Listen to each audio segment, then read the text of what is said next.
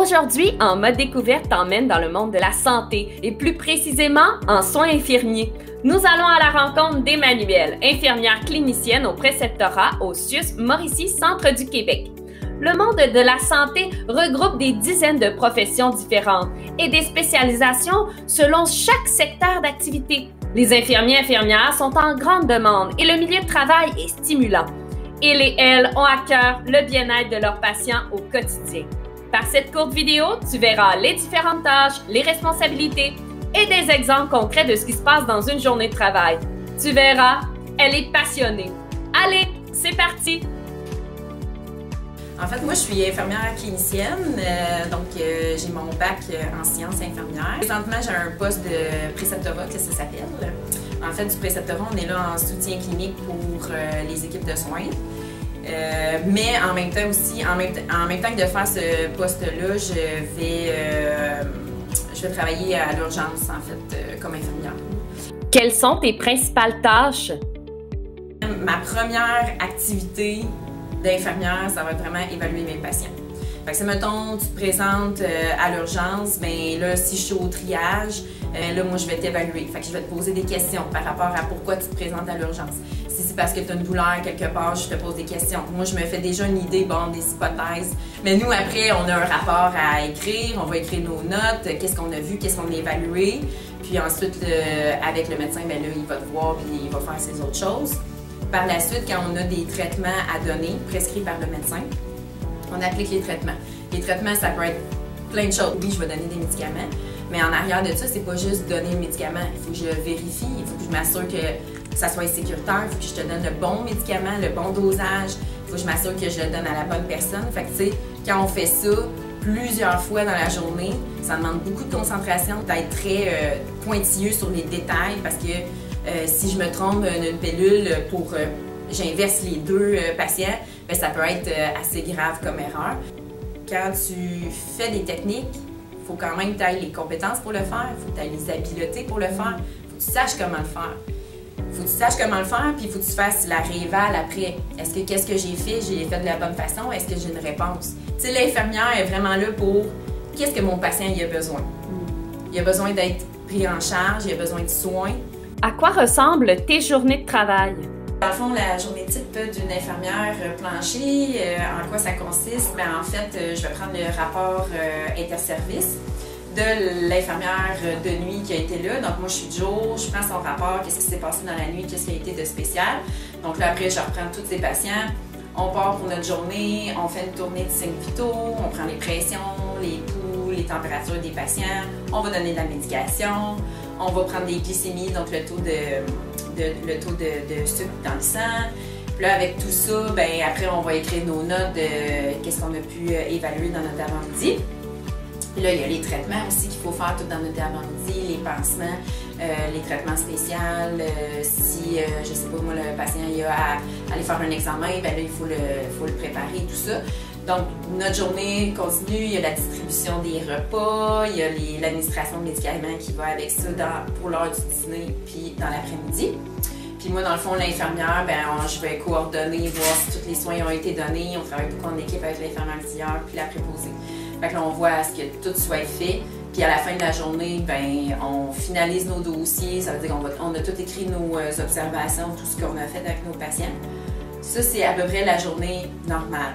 S'ajoute à ça tous les imprévus qu'on a eu dans notre journée. Donc, ça se peut que les patients n'y aillent pas bien, qu'on a dû le transférer. Donc là, c'est préparer le transfert et tout ça. Fait que voilà à quoi ressemble la journée d'une infirmière. C'est la journée idéale, mais c'est sûr qu'il y a pas des imprévus à gérer avec ça. Qu'est-ce que tu utilises au quotidien comme outil de travail? Donc, dans le fond, qu'est-ce qu'on utilise comme outil de tous les jours, comme infirmière? C'est sûr que je vais avoir besoin de mon matériel là, pour faire mon évaluation pour les patients, fait que mon stéthoscope, ma machine à pression, fait que j'ai tout besoin de ça pour faire mes évaluations. Un ordinateur, ça c'est indispensable. Pourquoi? Parce que j'ai beaucoup de logiciels de référence. Il y a une technique de soins, je suis pas sûre, ça fait longtemps que je ne l'ai pas faite, je vais aller me référer, mais on n'est plus à l'ère des gros bouquins, là. On a des logiciels et tout ça pour se référer. Fait que dans le fond, c'est comme notre banque de données là, où on va aller chercher nos infos. Puis j'en ai besoin aussi pour tout ce qui est dossier plus informatisé du patient. Fait que j'ai vraiment besoin d'un ordinateur au courant de ma journée et mon fameux crayon qui est indispensable parce que pour écrire toutes mes notes dans mon dossier de l'usager, j'ai vraiment besoin de mon crayon parce que, et oui, on écrit encore nos notes de façon manuscrite, mais il y a quand même une grande partie là, qui est informatisée. Quelle grande qualité as-tu besoin pour être une bonne infirmière? Donc, qu'est-ce que mon travail me demande le plus? Ben, 3 choses. En fait, la persévérance, la débrouillardise et de la rigueur. Celui qui me parle le plus, je te dirais, c'est la rigueur, peut-être, parce que, ben, comme infirmière, tu dois donner des médicaments, tu dois les mesurer, donner la bonne dose. Puis, tu sais, tu as plein de choses qui sont assez importantes, puis que tu fais une erreur, tu peux carrément nuire à la santé du patient. C'est pour ça que la rigueur là, est vraiment importante dans mon travail. Sinon, de la persévérance, ben, qu'est-ce que j'entends par persévérance? Je le vois un peu plus comme... être infirmière, c'est quand même difficile, mais si on persévère, ben, on arrive à quand même donner des soins de qualité à un patient, puis c'est ça notre paye à la fin de la journée. Parce qu'on se dit, bon, ben au moins, tu sais, je me suis forcée, j'ai persévéré, oui, ok, j'ai pas été super bonne pour ci, ça, mais j'ai demandé des explications, j'ai eu des trucs, je vais les appliquer, je vais persévérer pour donner toujours des soins le plus de qualité possible. Avec la persévérance, puis sinon, débrouillardise, parce qu'il arrive une situation X, tu l'avais pas prévu, ben il faut que tu te débrouilles.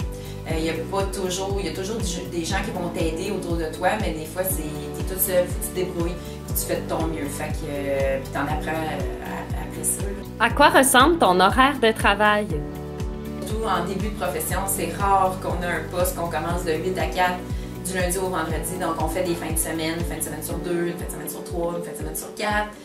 On travaille de soir, de nuit. Fait que ça, c'est une réalité qu'on nous a dit à l'école que l'infirmière a des horaires atypiques, mais quand on le vit pour de vrai, ça fait un méchant clash de dire ok, là je suis nuit à temps plein puis je fais une fin de semaine sur 2. Fait que, mais bien vite on s'adapte, comme il y a plein de postes disponibles avec plein d'horaires disponibles.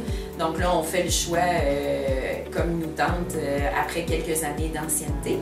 Fait que pour certaines, ceux qui n'aiment pas tant les horaires atypiques, mais il y a quand même la lumière au bout du tunnel. Mais c'est vraiment, tu sais, des fois on lève notre petite journée de congé dans la semaine ou la fin de semaine quand on est sur une unité de soins.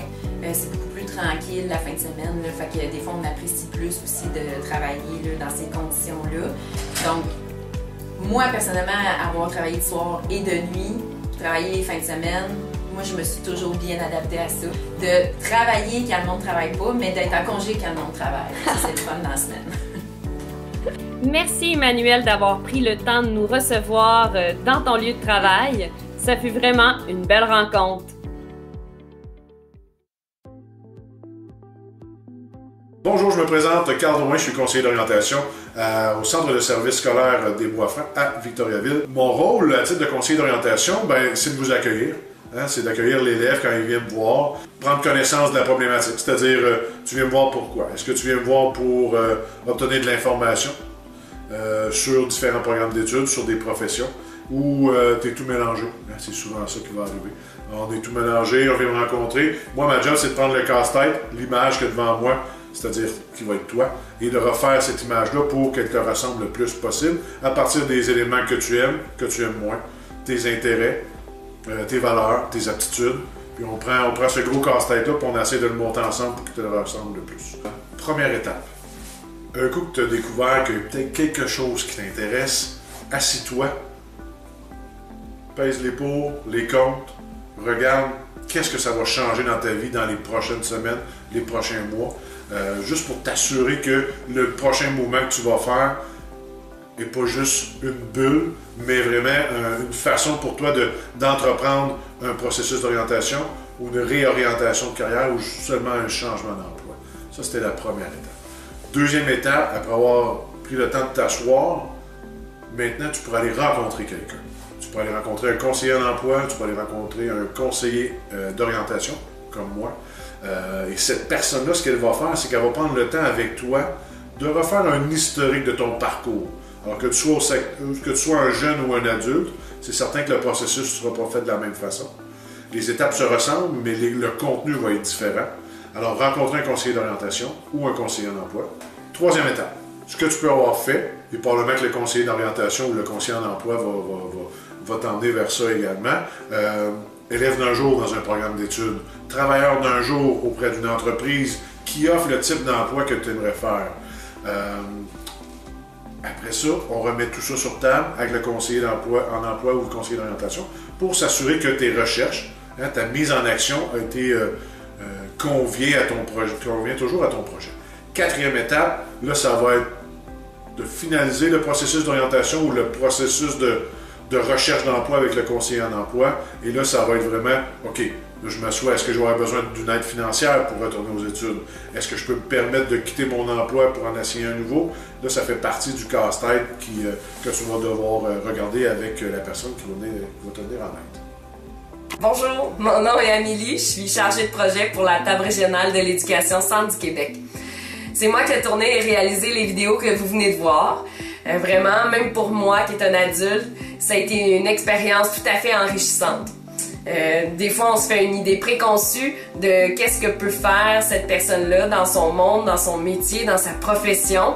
Et puis moi, je vous dirais que j'ai fait vraiment de grandes découvertes. J'espère que je vous ai permis aussi de vivre cette grande découverte et que cela va vous aider dans votre processus d'orientation de carrière ou encore d'aspiration scolaire.